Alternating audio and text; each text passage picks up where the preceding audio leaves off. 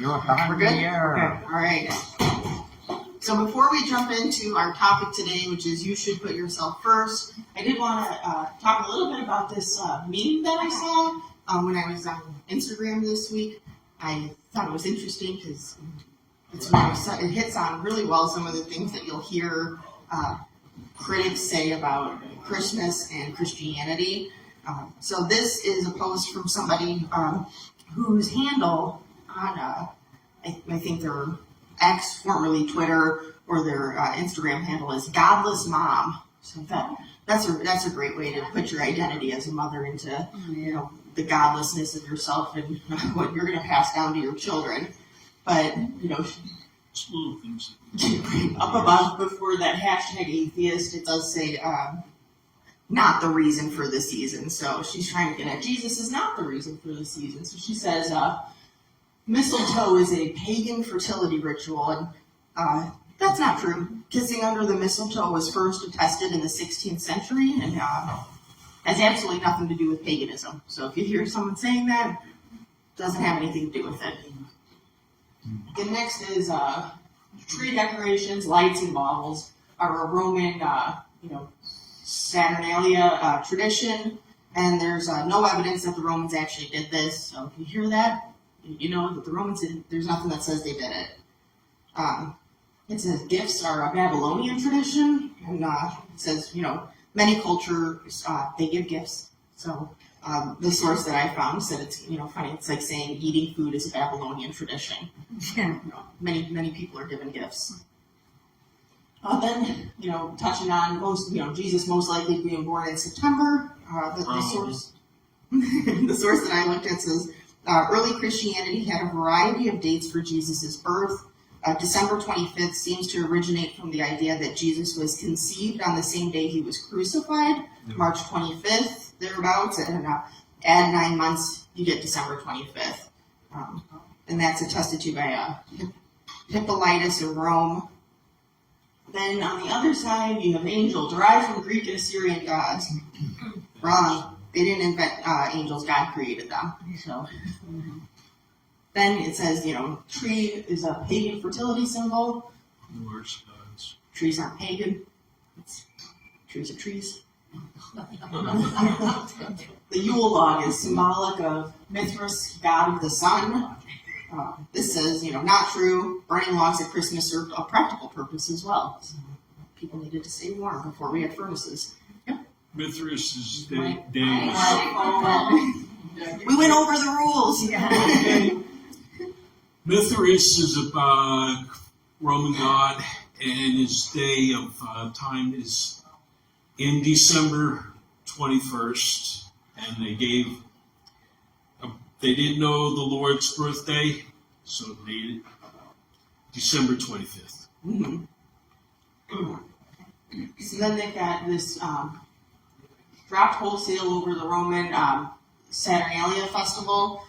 The source that I was looking at says no, Saturnalia was celebrated December 17th and ended a few days before December 25th. So then she says Jesus is not the reason for the season. Yes, he is. So just wanted to go over that real quick before we dove into our topic, given that we're coming up on Christmas. I think it's common to see these things. Miss Marcia, do you want someone to bring the mic over? Yes. Here, I'll get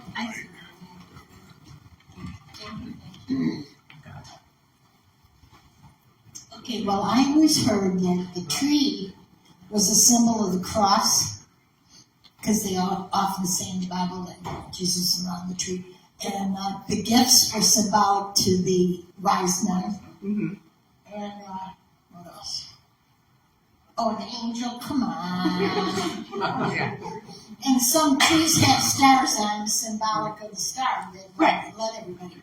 So I always heard that there was some kind of a Christian emphasis on these things that have, of course, been brought way far beyond what they...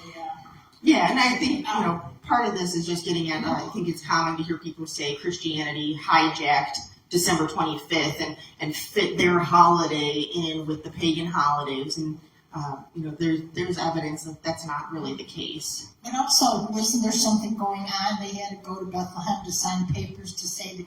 So what time, is that always the same time of 5 years or every 10 years or whatever? Well, so that's the census. Go ahead, yeah, go ahead.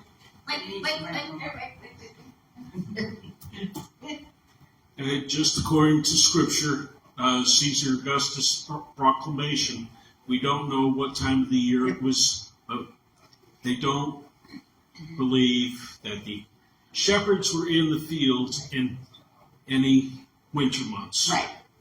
So we have no idea specifically whether it was in the spring or in the fall. Right. Yes, yeah, absolutely. So you don't know if it, that's why they say, like, Jesus probably wasn't necessarily born on, hold on, let me open up my name, because I don't want to misspeak. So, yeah, so it's hard to say exactly when when Mary and Joseph were traveling. It's not clear. But, we do, based on some of the things that we know, and you also don't know what the temperature, we've got our climate here, but, in Florida, it's, snowing here in Chicago and Florida, it's beautiful. So it's really, you don't know with, absolute certainty when they were traveling or when the census was taking place. Yeah, we have this timeline is what I was thinking. Yeah. Don't know whether it was, some have a way of saying it was around 6 BC, possibly because of the death of Herod was in 4 BC. And because of the changes of the calendar from to the Gregorian 365, whereas the Hebrew calendar is 360. Right, yeah, different calendars too. Pastor Dan? Some of what this is, when we hear this pushback from the culture is, they want to, in some ways, kind of like what we're talking about in the service today, they hate Jesus. And anything that has to really do with Jesus, they want to derail. And so, Christmas has all these things that have come along over the years. We don't need those things. They're fine. We got a tree at our house. I'm going to put up a tree. I don't have any problem with it. But I'm not celebrating a tree. I'm not celebrating presents. I'm not celebrating the Christmas party that they had last week over here, over there. I'm thinking about the fact that this is a real event that happened in history. Jesus came to earth. He was born. And we celebrate that. And they'll even find some Christian groups who say, you shouldn't have any kind of celebrations. Don't celebrate that. Well, I don't think there's, we can just agree to disagree there. I don't think there's anything wrong with celebrating any aspect of Jesus and what he has done. The fact that he would come to earth is so incredibly remarkable. It's such amazing good news for us that I don't think there's any problem at all in us saying, hey, we're going to celebrate this incredible thing that happened. I mean, if Jesus, anything, is cause for celebration. Yes. When you look at the gift that we're given. But just want to talk about that real briefly before we dive into you should put yourself first. So, setting the stage, picture this 9 guys that go out on a quest of a lifetime. Some of the men already know each other, some are strangers to each other. Unfortunately, it's a treacherous journey, and one of the friends carries something of value that's highly coveted and quite dangerous. Does anyone know where I'm going? Lord of the Rings. Yep. We're talking Lord of the Rings. The Magi. Whether there were 3 of them or more, they came from an eastern country, and it took possibly, from what we understood from Ezra, it could have been a few months or more to come from an eastern country to following the star to Jerusalem before going to Mary and Joseph. Can we turn so that way it's not distracting? Get that off. So, that's absolutely true with the Magi. Where I was going with Lord of the Rings is a little bit of an an allegory or an analogy. So, you have the hobbits developing a bond. I don't know if you're familiar with it. I'll give you a little bit of an overview. The hobbits develop a bond with Boromir of Gondor. But Boromir is enchanted by the ring that Frodo's carrying, and he tries to take the ring from Frodo. And in the exchange, it gets physical. Frodo runs away, leaving Boromir to think about what he's done. And while, Boromir realizes he's upset with himself, oh no, I shouldn't have done this. This isn't right. I'm here to protect the ring. I'm here to help Frodo on this journey, to destroy the One Ring. And what Boromir ends up hearing while he's going through this is he hears the two other hobbits, Merry and Pippin, screaming, and he runs to their aid and begins fighting off orcs that have tried to capture Merry and Pippin. Gimli, Legolas, and Aragorn, who are also traveling, can't get there in time when they hear Boromir blowing the horn of Gondor. He's overwhelmed with the orcs as he's struck with an arrow, and he keeps fighting. He keeps going. He's struck again and again, and he keeps going. Eventually, the orcs grab Merry and Pippin, and they run off, and Legolas, Gimli, and Aragorn get to Boromir, and he succumbs to his injuries, but not before he's able to tell him. The orcs took the little ones. They're headed off to Isengard. In this, Boromir has, leading up to it, he's done something not so great. If you've watched the films, read the books, you know that early on the ring is kind of calling to Boromir, and he wants it, and he thinks he's going to be able to be the one guy that's able to do good with this ring that's so evil. But you see, Boromir, providing himself as a sacrifice to try and save Merry and Pippin. And, earlier in the Lord of the Rings, you see Gandalf stays back on the bridge to hold back the Balrog. And, so what happens if Boromir doesn't sacrifice himself? The orcs probably get Merry and Pippin sooner. The remaining adventurers don't know where they've gone to. Maybe they're looking in the forest. Maybe they assume that the worst has happened to them. And what happens if Gandalf doesn't stay back? The Balrog probably gets everyone. It's a very short film then. And not a lot of suspense, not a lot of, imagery that we would relate to. The story of sacrifice is a box office smash. People go and spend, these are the movies that people, even still, 20 plus years later, The Lord of the Rings is still popular and it speaks to people. Another one is Tony Stark. Spoiler alert, if you haven't seen Endgame, it's been out for a while. He sacrifices himself at the end. And it means, he can't be with Pepper, he can't be with the people he loves, but he knows it's for the greater good. So despite a society that tells us that we should put ourselves before others, what we resonate most with, what we spend our money on to see told over and over again, is largely a ripoff of Jesus' sacrifice on the cross for all of us, but it's the story of sacrifice. It's the story of putting yourself behind others. So what does the Bible tell us then? If you're interested in more of these stories and kind of how this all works out too in Hollywood and the way Hollywood rips off of the hero story in the Bible, Frank Turek has a book, Hollywood Heroes, that I know my mom has. I don't know if you've read it yet. But, he goes through all of this. There's tons and tons of films that do this. Last week in the youth, I went over this with them, and we used Harry Potter because it's very, there's tons of sacrifice there too. So what does the Bible tell us? Where do we need to fall in the order of importance? Well, Matthew 22, 37 to 39 tells us we're not even second in the order of importance. Jesus replied, "You must love the Lord your God with all your heart, all your soul, and all your mind. This is the first and greatest commandment. A second is equally important. Love your neighbor as yourself." So the order we have is God, then others. And then you read on into Matthew 22:40, Jesus tells us that the entire law and the prophets is based on those two commandments. So you'll be keeping with the law and prophets if you're able to love God and then love your neighbor as yourself. So when we're talking about that order, we said, God first. So that takes care of having no idols before him. One of the commandments. So, we can kind of illustrate how if you're following love God, love others, all of the other requirements, or, we look at the 10 commandments, don't murder. Well, murdering would not be loving others. So you can meet all of those by loving God and loving others.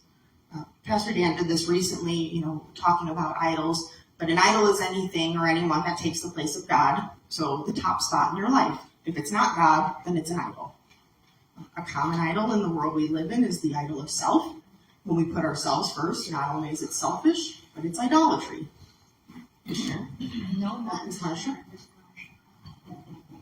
This is my quest.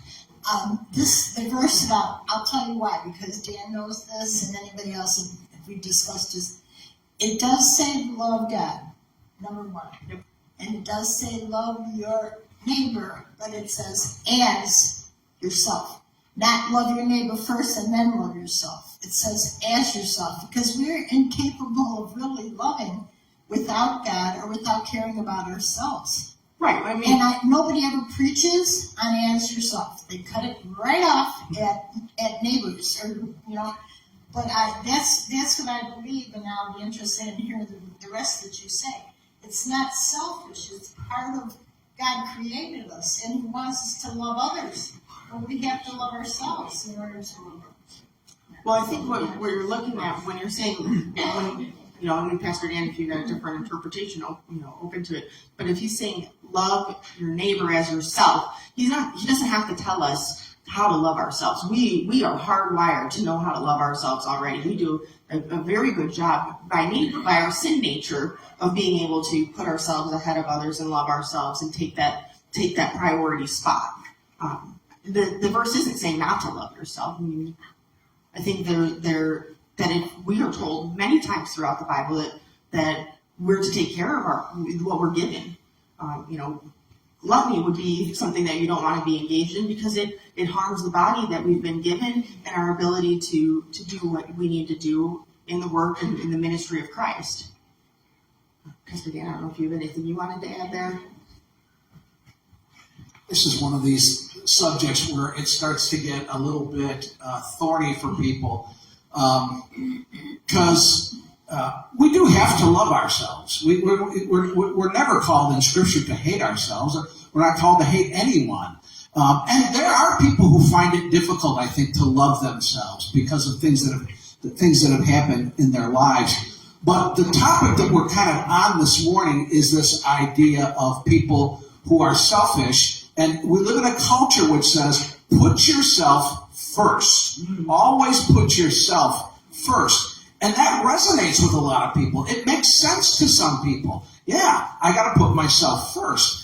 And this is something you'll hear and read in self-help magazines and things like that. If you read the latest issue of, Vanity Fair or something, you'll probably see an article about you need to love yourself more and put yourself first. And the topic, the way we're talking about it today is that's not really biblical.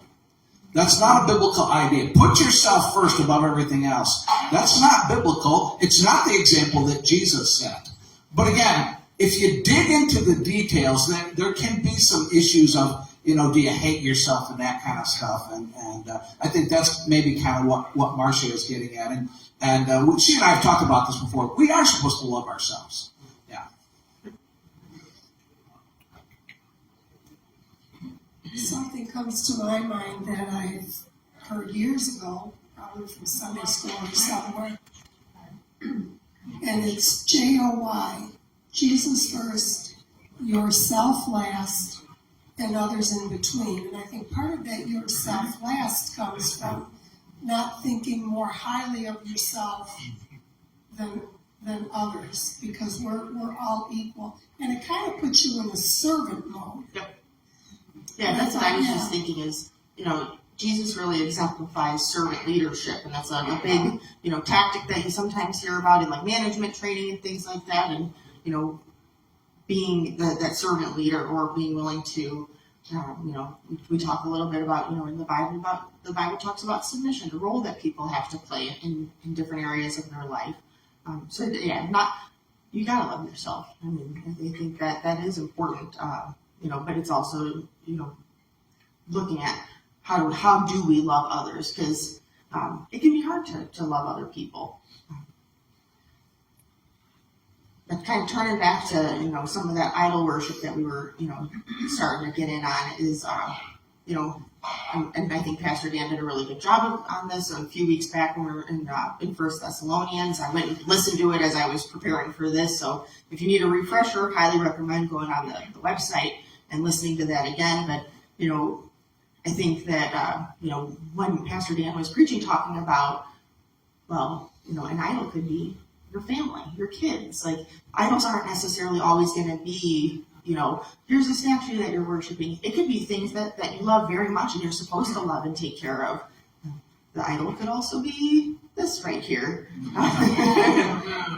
It's taken away from your ability to put God first. The question is, with certain things brought up, is things keep changing.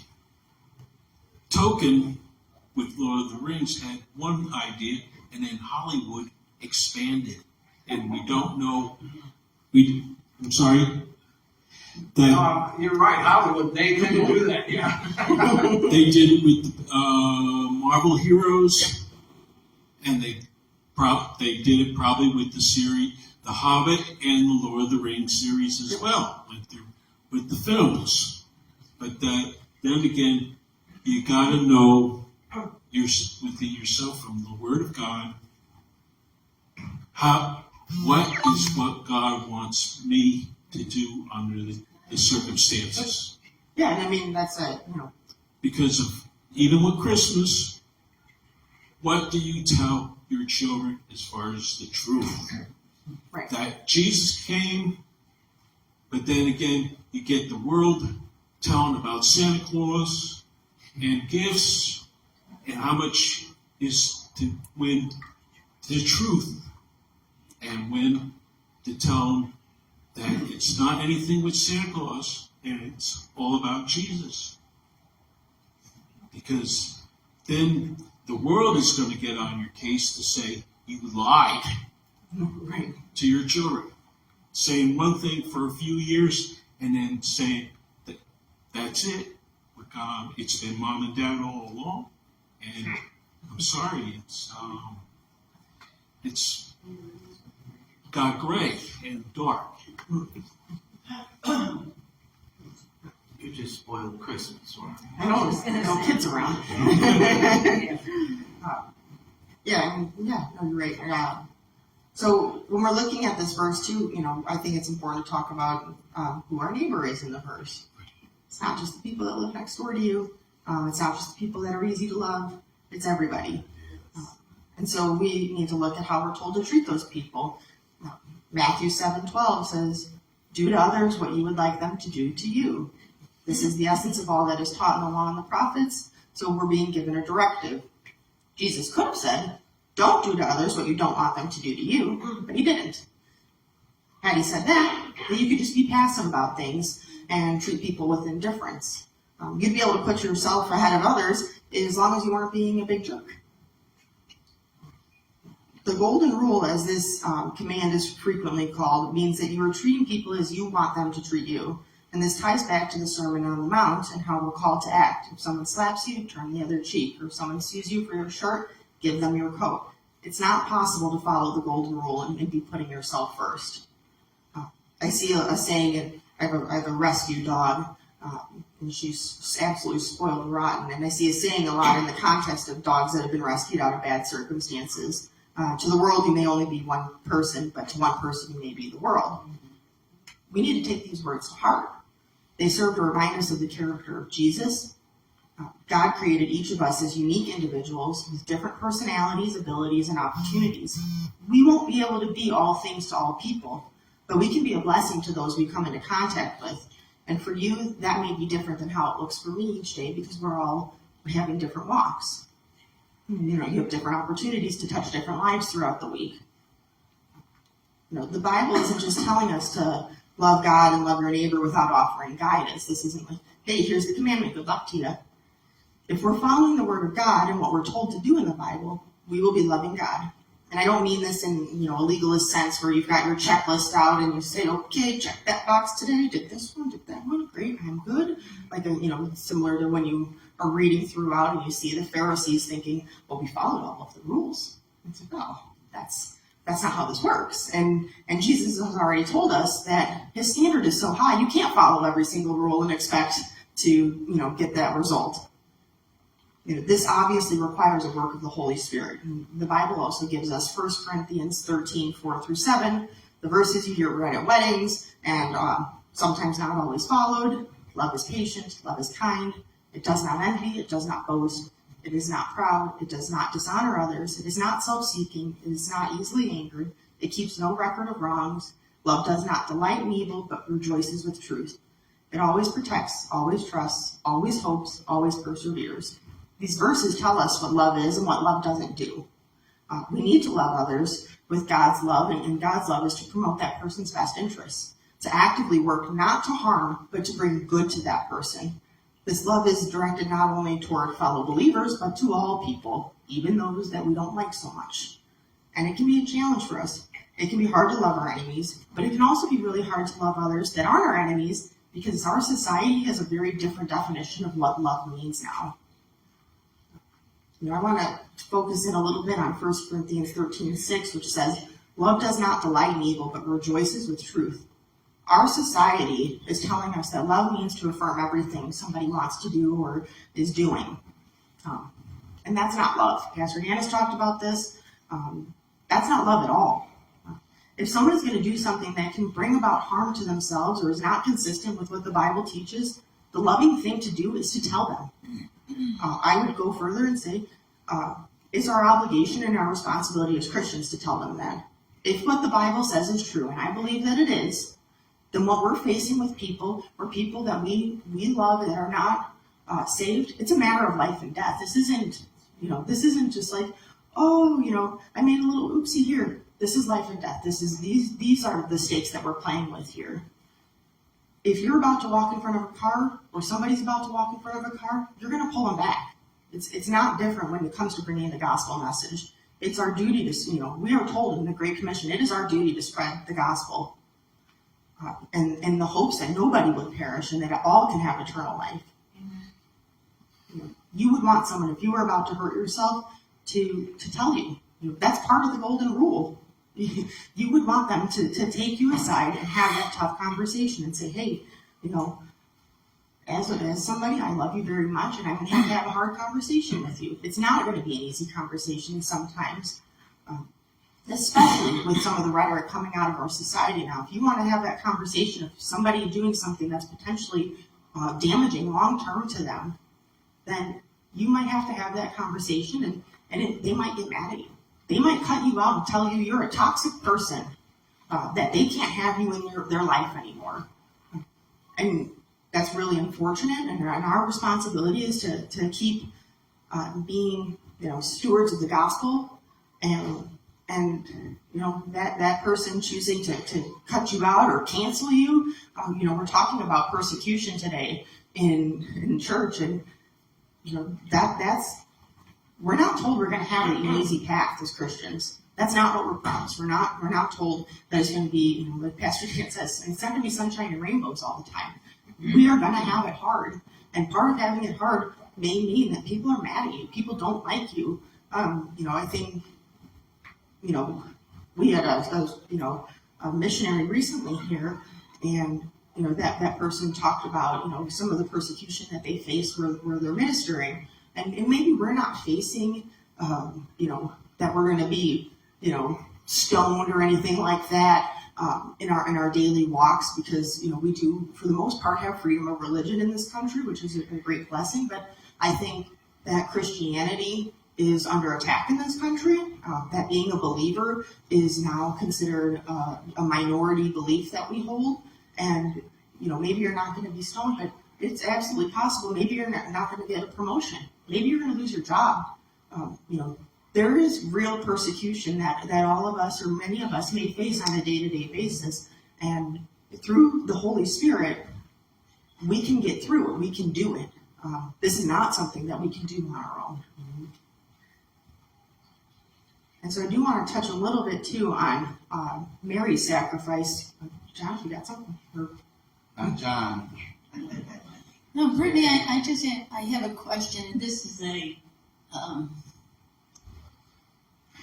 hard hard thing, for me, like, we're saying our mission is to preach salvation, Yep.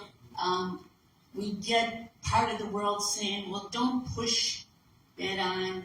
Yeah, keep your beliefs to yourself. You do what you do, and I'll do what I do. Right. And then yet there's the Christian community too that says, well, you don't have to preach that way, just live it through your life. So, I mean, where do you go to a happy medium with this? I know the Holy Spirit has to direct. We have to have that discernment. But, the world really confuses. I think it depends on who you're trying to minister to, and what their heart looks like, and then their openness, and so I think that comes with time and prayer. Especially if you have somebody specific in mind, praying for that person. I have found that a lot of people, for the most part, when they're going through something challenging or rough, even if they're not a believer, hey, can I pray for you? They're generally most people are willing to say, yeah, okay. Even if they're like, yeah, whatever. Like, I don't believe it's going to do anything for me. But they're, that's a little bit of a window there. Hey, let me pray for you. Hey, do you mind if I pray for you right now? Maybe they're just doing it because they're like, oh, fine, if it gets her off my back, or Yeah. And it's easier, I think, to do that with people that maybe you don't know or you first encounter. But when it comes to your own family, right. it gets to be very, very rough. Yeah, it can be a little bit sticky. I'm very blessed that I grew up in a family that mostly has believers, but my dad and my stepmom, they're not historically believers. They would have, for many years would have identified as atheists, maybe agnostic. So for me, sometimes it looks like, talking just about what I'm doing here at church and trying to open that door. Or they did recently find a church that they were attending, and they were like, well, we only attend because we like the music, but we're not really into the the whole message yet, but we get a feel good feeling. We walk away feeling good. And so for me, it was just encouraging them, like, hey, that's really cool that you're doing that, even